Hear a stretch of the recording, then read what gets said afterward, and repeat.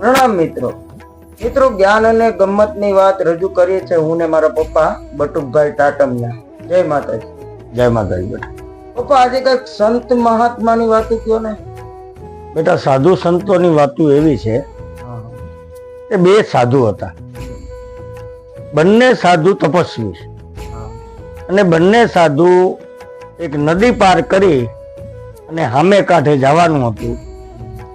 તો સાધુએ કીધું કે ભાઈ આપણે હમણાં નાવ આવશે એમાં બેસી અને બંને વયા જાય, એમાં એક આનો લેશે.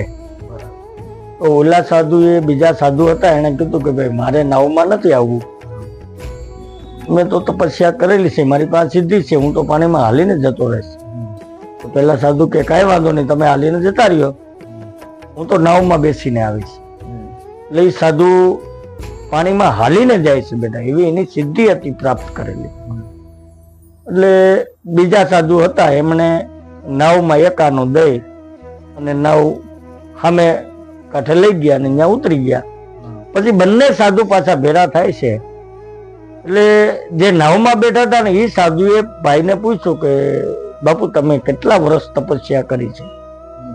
કે મેં તો 20 વર્ષ તપસ્યા કરી. આ પાણીમાં હાલવાની 20 વર્ષ તપસ્યા કરી? તો કે હા.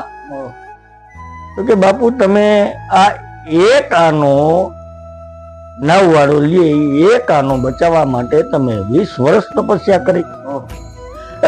તો કે હા. ઓલા સાધુએ પૂછ્યું કે તમે? કે મેં તો બાપુ તપસ્યા કરી છે, મેં સિદ્ધિ પ્રાપ્ત કરી છે, સિદ્ધિ પણ મેં સિદ્ધિ પ્રાપ્ત કરી છે માનવ કલ્યાણ માટે કરી છે. તો કે કઈ રીતે માનવ કલ્યાણ? તો હાલો મારા ભેરા. તો એ સાધુ એને એક આદિવાસીના ગામમાં લઈ જાય છે. એ ગામમાં જાય છે તો બાપુનું સ્વાગત થાય, બાપુને બેસાડે છે અને ગામના માણસો બેસીને એક પછી એક આવે છે અને બાપુને પોતાના દુઃખ કહે છે કે બાપુ મને અહીંયા સરપ કર્યો હતો, બાપુ મને અહીંયા વિસી કર્યો હતો, કોઈ કહે છે બાપુ મને ફલાણા ઠેકાણે પેશાબ કરવા ગયો હતો તો મારો પગ આવી ગયો હતો. તો બાપુ એ બધાના દુઃખ દૂર કરે છે આશીર્વાદ આપીને. એટલે એ સાધુ એમ કે છે કે મેં આ તપસ્યા કરી છે, મેં આ સિદ્ધિ પ્રાપ્ત કરી છે માનવ કલ્યાણ માટે.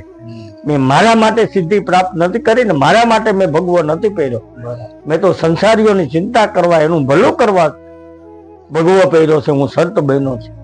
એટલે સંતોની વાતો આવી છે બેટા. બરાબર. તો મિત્રો એટલે જ પારસપાનથીએ કીધું છે કે આપણે કોણ છે એ મહત્વનું નથી, કયા સ્થાન ઉપર છે એ મહત્વનું છે. જય માતા.